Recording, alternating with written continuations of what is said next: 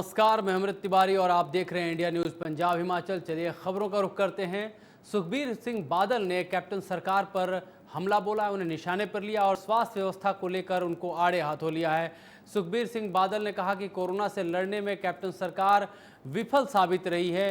उन्होंने कहा कि अस्पतालों में मरीजों के साथ खिलवाड़ किया जा रहा है। आपको बता दें कि शिरोमणि अकाली दल के अध्यक्ष ने पंजाब सरकार को हर मोर्चे पर फेल बताया। कैप्टन सरकार की इस दौरान उन्होंने जमकर मजम्मत की और सीएम कैप्टन अमरिंदर सिंह के इस्तीफे की मांग भी की।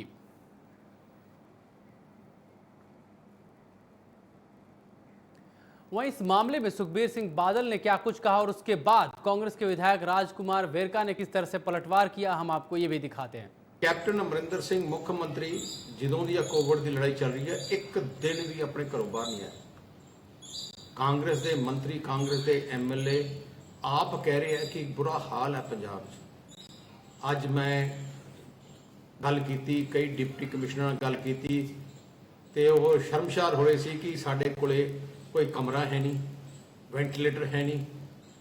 ਲੋਕ ਜਿਹੜੀਆਂ ਆਮ ਜਨਤਾ ਦਾ ਵਿਸ਼ਵਾਸ ਸਰਕਾਰੀ ਜਿਹੜੇ ਹਸਪਤਾਲਾਂ ਤੇ क्यों उठ रहा? क्योंकि सरकारी हस्पताल तक बंदा चले जाता है पर उदों निकलना बड़ा औखा है, कोई इंतजाम नहीं है। कई मौतां बगैर इंतजाम ना होने करके हुई हैं, कोई परवाह भी नहीं है। कैप्टन साहब जो है बीमारी चलती है, जंग होंगी है, जरनैल हर रोज पता करता है की हो रहा, किवें हो रहा, आप जाके करना पैंदा है।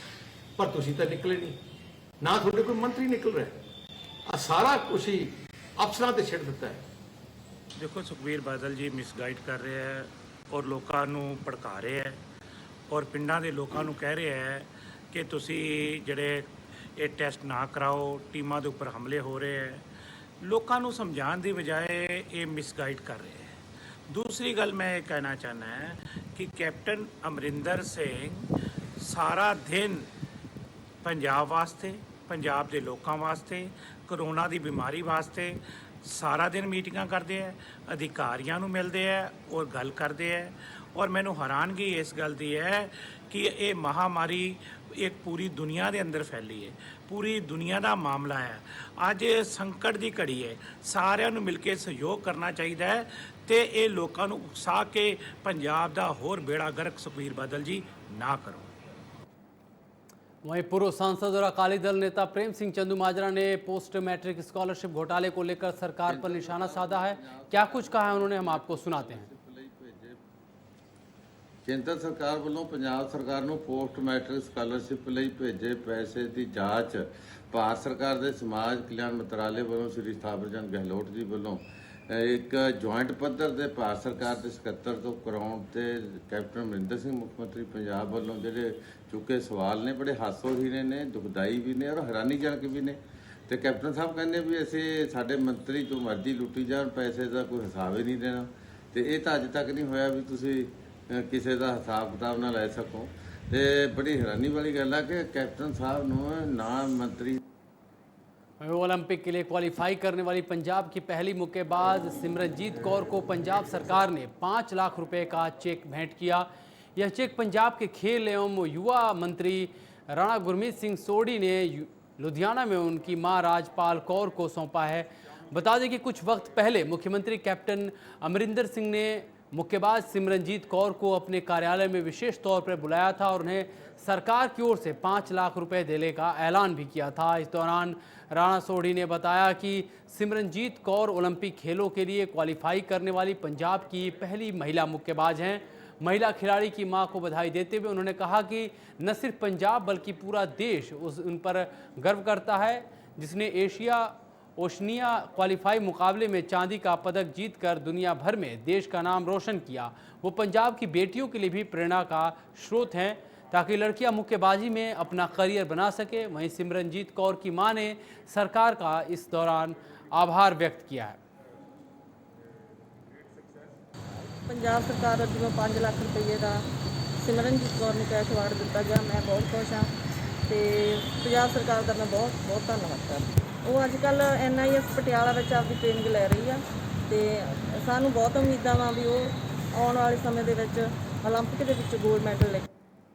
वहीं लोक इंसाफ पार्टी ने पोस्ट मैट्रिक स्कॉलरशिप घोटाले को लेकर के पंजाब के अलग अलग जगहों पे प्रदर्शन किए। ये तस्वीरें हम 4 दिखा रहे हैं जहां पे प्रदर्शन का दौर चला और इस दौरान कैबिनेट मंत्री साधु सिंह धर्मसोत का पुतला भी फूंका गया और उन्हें पद से हटाने की मांग की गई। इस दौरान अल्टीमेटम दिया गया कि अगर सरकार की तरफ से 7 सितंबर से पहले उनको अगर पद से नहीं हटाया जाता है तो पार्टी के कार्यकर्ता मुख्यमंत्री के घर का पटियाला में घेराव करेंगे।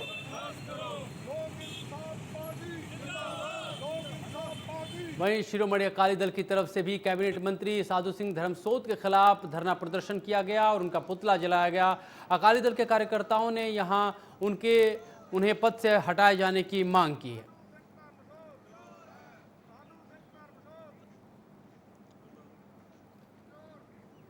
उधर जलंधर में Punjab roadways PUNBUS contract union depot के मुलाजिमों ने सरकार के खिलाफ रैली निकाली। पनबस कॉन्ट्रैक्ट यूनियन के प्रधान ने कहा कि पंजाब सरकार ने 2016 में एक्ट पारित करके कच्चे मुलाजिमों को पक्का करने का वादा किया था, लेकिन अब इसे पूरा नहीं किया जा रहा है। वादा ही रह गया। उनकी तरफ से कहा जा रहा है कि जो सरकार है उसकी प्राइवेट ट्रांसपोर्ट माफियाओं के साथ मिली भगत है।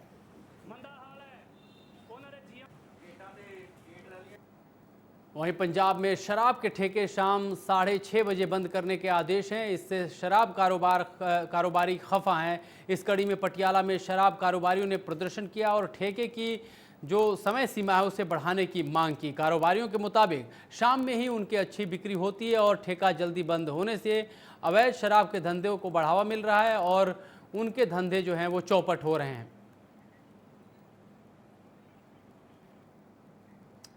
वहीं जिला संगरूर में एक दलित परिवार की ओर से डीसी दफ्तर के सामने भूख हड़ताल शुरू की गई है। इस भूख हड़ताल को लेकर परिवार का कहना है कि उनकी संगरूर के गांव में एक 8 बीघा जमीन थी जिस पर पंचायत ने वहां बने एक शौचालय और कुछ स्थान पर बुलडोजर चला दिए हैं। उनके जानवरों को गांव में खुला छोड़ दिया गया है। दलित परिवार ने इस बारे में धूरी के एमएलए दलवीर गोल्डी से भी बात की, लेकिन वहां भी उनकी सुनवाई नहीं हुई। अब इंसाफ की मांग को लेकर के परिवार धरना प्रदर्शन कर रहा है और इसका कहना है कि अगर इन्हें की मांग पूरी नहीं की जाती है तो इनके भूख हड़ताल रहेगी और जारी रहेगी। वहीं जेईई और नीट की परीक्षाओं के लिए जलंधर में सेंटर बनाया गया। परीक्षाओं का दौर यहां शुरू हो चुका है। आपको बता दें कि 6 सितंबर तक यह परीक्षाओं का दौर चलेगा। इस दौरान छात्रों की सहूलियत के लिए तमाम इंतजाम किए गए हैं। कोरोना के संक्रमण काल को देखते हुए जो भी प्रोटोकॉल है यहाँ पे उसे अमल में लाया जा रहा है, उसका पालन किया जा रहा है। छात्रों को दरअसल सोशल डिस्टेंसिंग से लेकर के सैनिटाइजर और मास्क इन तमाम चीज़ों को लेकर के ध्यान दिया जा रहा है और कोशिश की जा रही है कि छात्र सुरक्षित रह कर के एग्ज़ाम दे सके, जो परीक्षा है जेईई और नीट की वो दे सके। वहीं जलंधर में श्री सिद्ध बाबा सोढल जी के मेले में कोरोना से जुड़े प्रोटोकॉल की पूरी तरह से अनदेखी की गई। इस साल कोरोना महामारी के चलते मेले में प्रशासन की तरफ से यह दावा किया गया था कि बाबा सोढल के प्रवेश द्वार के भीतर कोई नहीं जाएगा। यह पूरी तरह से मनाही है। हालांकि तमाम हिदायतों के बावजूद मंदिर में लोगों का हुजूम उमड़ आया। लोग निर्देशों को धत्ता बताते हुए मंदिर में दिखाई दिए। बिना मास्क और सोशल डिस्टेंसिंग के भीतर लोग मत्था टेकते रहे। हालांकि प्रशासन की तरफ से अभी भी कोरोना के निर्देशों के पालन की बात कही जा रही है, लेकिन मंदिर के भीतर जो दृश्य नजर आए वो बिल्कुल ही एक तरह से प्रशासन की खामी को दिखा रहे थे। दरअसल कोरोना के संक्रमण काल में तमाम धार्मिक अनुष्ठानों पर रोक लगी है, बावजूद इसके यहाँ पे यह कार्यक्रम किया गया। वहीं पठानकोट के गांव थरियाल में कुछ दिन पहले एक घर में कुछ लोगों की तरफ से कातिलाना हमला किया गया था। आपको बता दें कि इस हमले में एक शख्स की मौत हुई थी और ये शख्स क्रिकेटर सुरेश रैना के रिश्ते में फूफा लगते हैं। इस हमले में परिवार के 4 अन्य सदस्य भी गंभीर रूप से घायल हुए थे। घायलों में शामिल सुरेश रैना के चचेरे भाई का भी देहांत हो गया है। इस संबंध में सुरेश रैना ने ट्वीट करके अब पुलिस से इस मामले में सही और निष्पक्ष जल्द कार्रवाई करने की मांग की है। जानकारी देते हुए एसपी प्रभजोत सिंह वर्क ने कहा कि इस मामले की पूरी गहनता से जांच की जा रही है। जल्द आरोपियों को इसमें गिरफ्तार भी किया जाएगा। और इस संदर्भ में आपको बता दें कि मुख्यमंत्री के आदेश के बाद एसआईटी का गठन किया गया है। अब इस एसआईटी इस पूरे मामले की जांच करेगी और अपराधियों तक पहुंचने की कोशिश करेगी। देखो हरियाल 'ਚ ਜਿਹੜੀ ਇਹ ਡਕੈਤੀ ਹੋਈ ਆ, ਪਹਿਲੇ ਦਿਨ ਤੇ ਇੱਕ ਉਹਨਾਂ ਦੇ ਘਰ ਦਾ ਜੀ ਉਸ ਦਿਨ ਡੈਥ ਹੋ ਗਈ ਹੈ, ਦੂਸਰੇ ਦੀ ਅੱਜ ਡੈਥ ਹੋਈ ਹੈ। ਇਹ ਜਿਹੜੀ ਡੈਥ ਹੋਈ ਹੈ ਪਹਿਲੇ ਦਿਨ ਤੋਂ ਬੜਾ ਸੀਰੀਅਸ ਆ ਔਰ ਵੈਂਟੀਲੇਟਰ ਦਾ। ਮੈਂ ਵੀ ਉਸ ਦਿਨ ਹਸਪਤਾਲ ਵੀ ਗਿਆ, ਉਹਦਾ ਡੀਸੀ ਸਾਹਿਬ ਨਾਲ ਵੀ 2-3 ਵਾਰੀ ਗੱਲ ਹੋਈ ਹੈ, ਐਸਐਸਪੀ ਨਾਲ ਵੀ ਗੱਲ ਹੋਈ ਹੈ। ਸੁਰੇਸ਼ ਰਾਣਾ ਜੀ ਦੇ ਬਾਰੇ ਵੀ ਪਤਾ ਲੱਗਿਆ ਕਿ ਉਹਨਾਂ ਦੇ ਬੜੇ ਕਰੀਬ ਤੋਂ ਰਿਸ਼ਤੇਦਾਰ ਨੇ। ਉਹਨਾਂ ਨੇ ਵੀ ਪੰਜਾਬ ਸਰਕਾਰ ਨੂੰ ਕਿਹਾ ਵੀ ਇਹਦੇ ਬਾਰੇ 'ਚ ਟਰਸਟ ਲੈ ਕੇ ਇਹਦਾ ਕੁਛ ਨਾ ਕੁਛ ਇਹਦਾ ਹੱਲ ਹੋਵੇ। ਇਹਦੇ ਵਿੱਚ ਜਿਹੜੇ ਉਹਨਾਂ ਦੇ ਬੇਟੇ ਸੀਗੇ ਅਸ਼ੋਕ ਕੁਮਾਰ ਜੀ ਦੇ ਕੌਸ਼ਲ, ਉਹਨਾਂ ਦੀ ਕੱਲ੍ਹ ਰਾਤ ਡੈਥ ਹੋ ਗਈ ਹੈ। But we are taking it very seriously. Case ਨੂੰ ਬੜੀ ਇਨਵੈਸਟੀਗੇਟ ਕਰਕੇ ਸਪੈਸ਼ਲ ਇਨਵੈਸਟੀਗੇਸ਼ਨ ਟੀਮਸ ਲੱਗੀਆਂ ਹੋਈਆਂ ਨੇ। we have formed the parties and we are raiding at the different locations and we are very close to this. वहीं लुधियाना में बुजुर्ग के साथ लूट का मामला सामने आया है। बताया जा रहा है कि बुजुर्ग कुलजीत सिंह गिल रोड स्थित इंडसइंड बैंक की शाखा में पैसा जमा कराने जा रहे थे, तभी 3 बाइक सवार बदमाशों ने उनसे 2,80,000 रुपये लूट लिए। मामले की सूचना पुलिस को दी गई। पुलिस अब इस पूरे मामले में तहकीकात कर रही है, सीसीटीवी फुटेज खंगाले जा रहे हैं और अपराधियों तक पहुंचने की कोशिश की जा रही है। लेकिन यह बेहद ही चौंकाने वाला मंजर रहा जब एक बुजुर्ग से पैसे छीन करके 2,80,000 बदमाश फरार हो गए।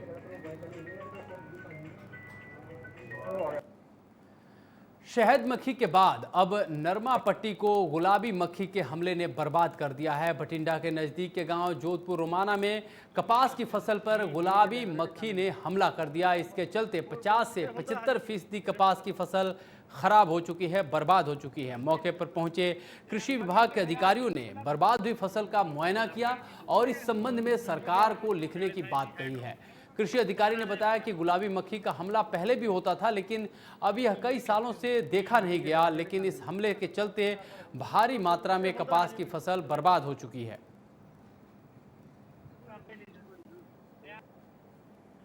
ਤੇ ਸਾਡੇ ਨਰਮੇ ਦੀ ਐਤਕੀ ਪਾਰਤ ਕੰਡੀਸ਼ਨ ਥੋੜੀ ਜੀ ਮਾੜੀ ਜੀ ਚੰਗੀ ਸੀਗੀ ਜੀ। ਪਾਰਤ ਸਾਡੇ ਮਣ 2 ਮਣ ਨਰਮੇ ਹੋ ਗਏ ਸੀਗੇ ਪਹਿਲੀ ਝੋਣੀ ਦੇ, ਤੇ ਐਤਕੀ ਸਾਡੇ ਪਹਿਲੀਆਂ 'ਚ ਹੀ ਸੁੰਡੀ ਪੈ ਗਈ।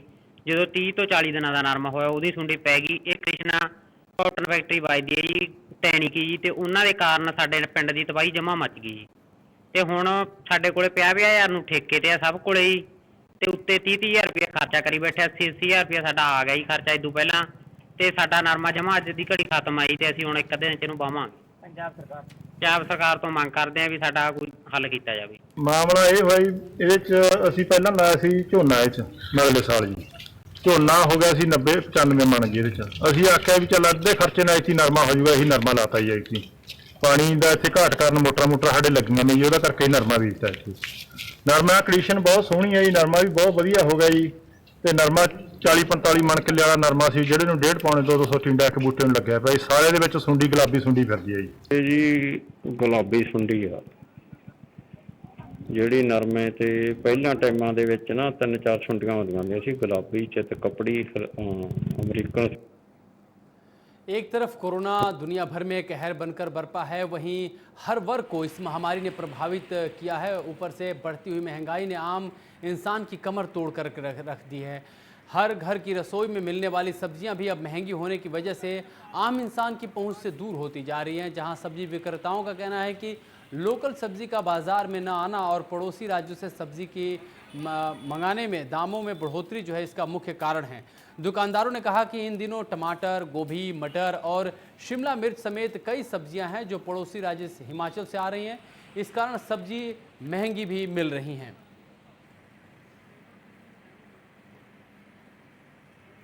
वहीं विधानसभा हल्का में वातावरण की शुद्धता को ध्यान में रखते हुए किसानों को जागरूक करने के लिए मशीनरी की प्रदर्शनी लगाई गई है, जिसमें दूर दराज के किसानों ने शिरकत की। इस मौके पर जानकारी देते हुए आपको बता दें कि बिल्डिंग मटेरियल के मालिक कुलवंत सिंह और सरबजीत सिंह पहलवान ने बताया कि धान और बासमती की फसल पककर तैयार हो चुकी है और आने वाले कुछ दिनों में फसल की कटाई शुरू हो जाएगी। इसके चलते हुए उनके पास से किसान किसी समय मशीनरी जैसे सुपर सिंडर हैप्पी और ज़ीरो ड्रिल मल्चर चॉपर के अलावा तमाम चीज़ें खरीद सकते हैं।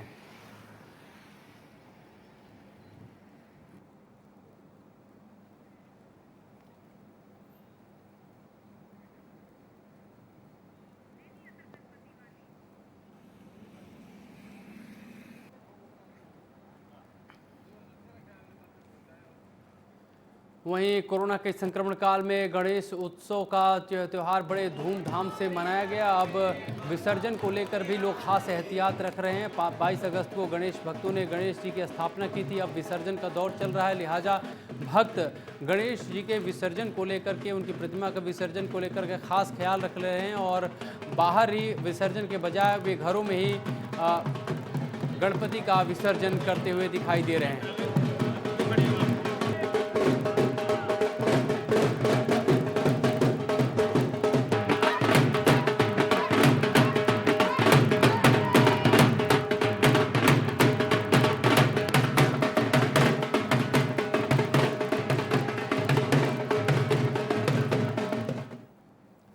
चलिए अब रुख करते हैं हिमाचल की खबरों का। बिलासपुर जिले में कोरोना के 31 नए मामले सामने आए हैं। वहीं 31 मामलों में घुमारवीं उपमंडल के तहत पुलिस विभाग में कार्यरत 9 पुलिसकर्मी कोरोना की चपेट में आए, जिन्हें होम क्वारंटीन किया गया था। यही नहीं, चीफ मेडिकल अधिकारी कार्यालय में काम कर रहे 3 कर्मचारी भी कोरोना पॉजिटिव पाए गए हैं, जो कि 2 दिन पहले आए एक कर्मचारी के संपर्क में आए थे। आपको बता दें कि बिलासपुर जिले से आईजीएमसी शिमला भेजे गए कुल 156 सैंपल में से 31 की रिपोर्ट कोरोना संबंधित पॉजिटिव पाई गई है। इसकी जानकारी सोमवार देर रात दी गई और इसको लेकर के अब कहीं ना कहीं प्रशासन के जो है तैयारियां भी और ज़्यादा तेज़ी से करने के लिए जो है दबाव बना हुआ है। वहीं लोगों में भी सावधानी बरतने की उनसे अपील की जा रही है। पार्वती जल विद्युत परियोजना चरण 2 में दुनिया की सबसे लंबी हेड रेस टनल बनाई जा रही है।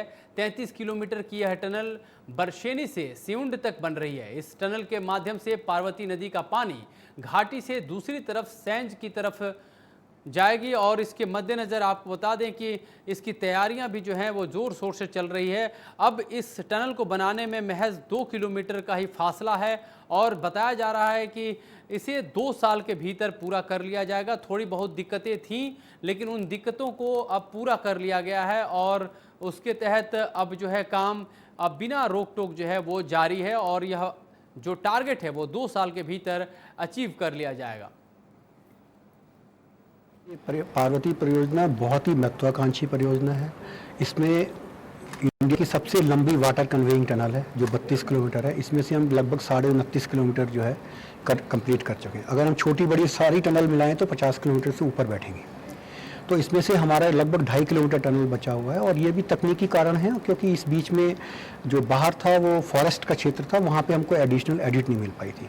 तो इसकी वजह से जो है काफ़ी चैलेंजिंग जॉब था। हमारी जो टीबीएम लगाई और जो यहाँ पे जो रॉक आई है उसमें जियोलॉजिकल कंडीशंस के होते हुए काफ़ी दिक्कत आई। तो अभी 2.5 किलोमीटर बची है, ये भी हम अगले 2 साल के अंदर खत्म। वहीं लेह के किरू इलाके में इन्फेंट्री के कॉम्बैट व्हीकल के ट्रॉले पर लोड करते हुए हादसे में जान गंवाने वाले मेजर दीक्षांत थापा के पार्थिव शरीर मंगलवार सुबह उनके घर पहुंचा। जवान के पार्थिव शरीर को देख करके उनके परिजनों का बुरा हाल रहा। वे बेसुध होकर के रोते हुए दिखाई दिए। हालांकि वहां पे मौजूद लोग उन्हें सांत्वना देने के लिए पहुंचे, लेकिन जवान बेटे के शहीद होने से घर में मातम का मंजर रहा। इस दौरान उन्हें पूरे ही राजकीय सम्मान के साथ उनकी अंतिम विदाई दी गई, उन्हें का अंतिम संस्कार किया गया। इस दौरान भारत माता की जय और मेजर की जो है जयकारे जो हैं लगाए गए।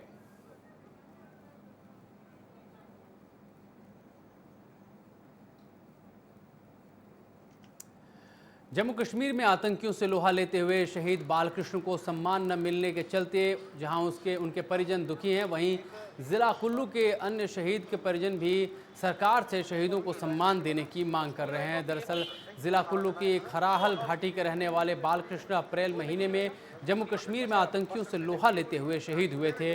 वहीं नथान पंचायत के एक युवा जयपाल भी साल 2016 में आतंकियों से लोहा लेते हुए शहीद हुए थे। लेकिन दोनों ही परिवारों को मलाल है कि अभी तक प्रदेश या केंद्र सरकार की ओर से ना तो उन्हें कोई सहायता उपलब्ध करवाई गई और ना ही शहीदों के सम्मान में कोई बड़ी घोषणा की गई। इसके चलते शहीदों के परिजनों ने डीसी कुल्लू के माध्यम से राज्यपाल को एक ज्ञापन भी सौंपा है और शहीदों के सम्मान में कोई स्मारक बनाने की जो है मांग की है, आग्रह किया है।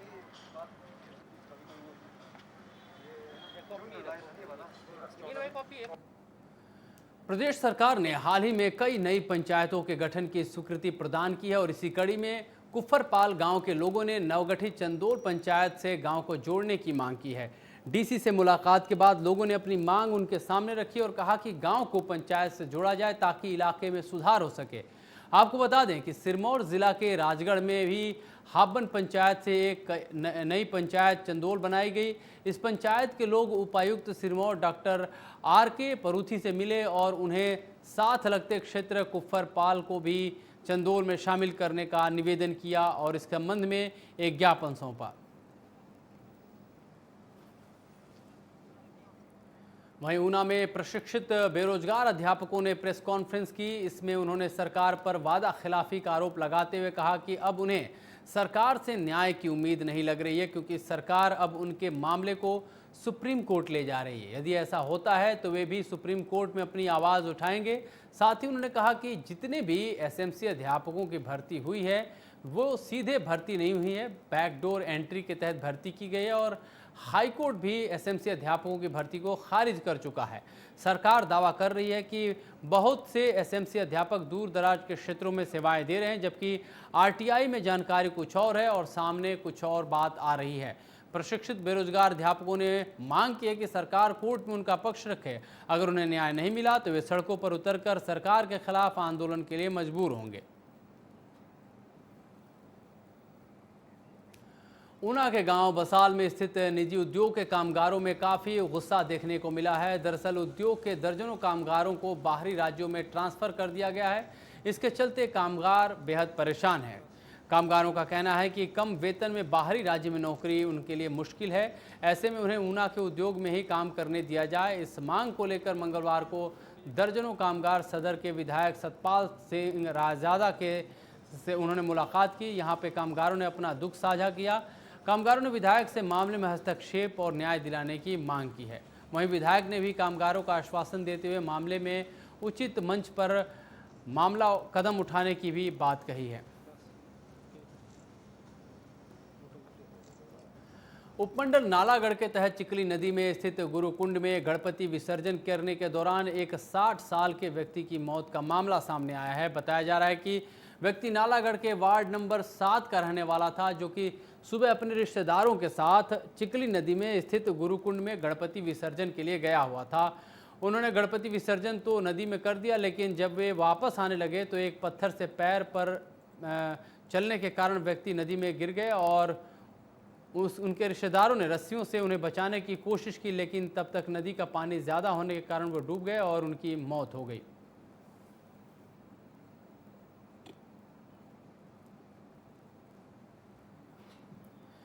हिमाचल प्रदेश के किन्नौर ज़िले में इस बार करीब 33 लाख पेटी सेब होने की उम्मीद की जा रही है और इस सेब को मंडियों तक पहुंचाने के लिए 8,200 ट्रकों की ज़रूरत पड़ेगी। कोरोना के चलते बाहर से सेब सीजन में मजदूरों को लाने में दिक्कतें न हों, इसके लिए ज़िला प्रशासन की तरफ से पुख्ता इंतजाम भी किए गए हैं। बागवानी विभाग के आंकड़ों के मुताबिक ज़िले के 3 उपमंडलों में से कल्पा उपमंडल में लगभग 14,35,800 बॉक्स सेब निकाले गए हैं, इस तरह का अनुमान है, और इनको मंडियों तक पहुंचाने के लिए तकरीबन 3,590 ट्रकों की ज़रूरत पड़ेगी। वहीं निचार उपमंडल में 6,07,500 सेब बॉक्स निकालने का अनुमान है। इनकी ढुलाई के लिए 1,519 ट्रकों की ज़रूरत पड़ेगी। इसी तरह पूह उपमंडल में भी 12,40,000 सेब बॉक्स की उम्मीद है। इनकी ढुलाई के लिए 3,100 ट्रकों की ज़रूरत पड़ेगी। किन्नौर के निचले हिस्से में सेब सीज़न शुरू हो चुका है और इसको लेकर के तैयारियां भी चल रही हैं।